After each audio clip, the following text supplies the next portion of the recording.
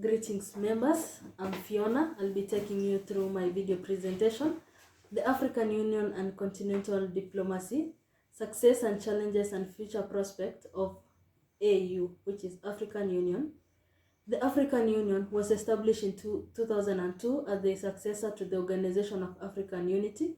OAU has become central actor in continental diplomacy, peace and integration. Its mission is to promote unity, peace and social economic development across Africa.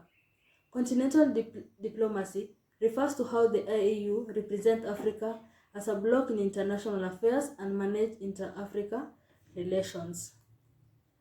Let's look at its success. Peace and Security Initiative. Deployment on peacekeeping mission in conflict, e.g. Somalia through AMISOM. Mediation in political crises such as Sudan and South Sudan. Continental integration. Launch of the African Continental Free Trade Area, aiming to create the world's largest single market by number of countries. Health diplomacy. Coordinated continental response to COVID-19, including vaccine procurement and distribution. Another success is global representation. Strengthen Africa's collective voice in international forums like the UN and G20. Conflict mediation. The AU has mediated peace in Sudan, Somalia, and Ethiopia, reducing violence and fostering dialogue. Democracy promotion. Adoption of the African Charter on Democracy, Election, and Governance sets standards against constitutional rule. Another success of AU is economic integration. The launch of the African Continental Free Trade Area in 2021 aimed to boost inter-African trade and industrialization. Human rights advocacy. The AU has framework to promote human rights and promote gender equality across member states.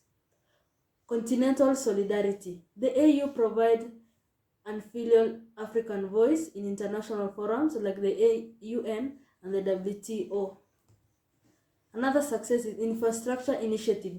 Programs like the PDAM, Program for Infrastructure Development in Africa, aim to improve transport and energy networks. Youth and gender inclusion. The AU increasing emphasis youth and women participation in governance and diplomacy. Let's look at the challenges facing AU. Political instability. Resurgence of military coups in countries like Mali, Burkina Faso, and Niger undermine democratic governance. Security threat. Persistent conflict, terrorism, e.g. Boko Haram, Al-Shabaab, and pre-post-election violence. Regional integration gaps. Emerging cracks in unity as some states prioritize national interest over continental growth. Another challenge is humanitarian crisis, displacement, famine, and climate change affect AU capacity. Institution limitation. Heavy reliance on external funding weakens autonomy. Slow implementation of decision-based sovereignty concern among member states. Another challenge is military coups. Recent coups in Mali, Burkina Faso, and Niger undermine AU credibility and sustainability. Weak enforcement. AU decision of like binding powers.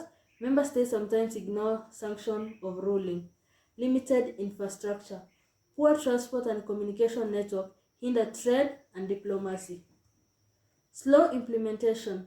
Many AU initiatives are announced but not fully executed due to bureaucracy and lack of resources. External influence. Dependence on foreign powers or funding and military support compromises sovereignty. Public trust deficit. Ordinary Africans often see the AU as distant and ineffective in addressing grassroots concerns. Let's look at its future prospect. Deepening integration.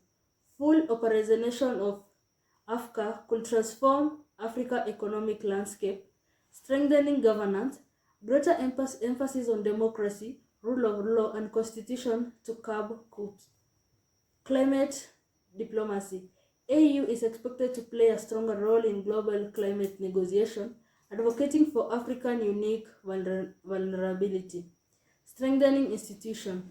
Empowering the AU Commission with greater authority and financial independence.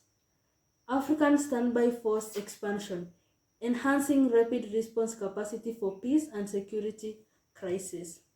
Another future prospect is debt relief advocacy, using its G20 seat to push for fairer debt restructuring and financing for African states.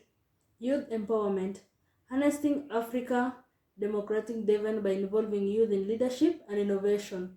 Gender equality, strengthen women's role in diplomacy, governance, and peace building.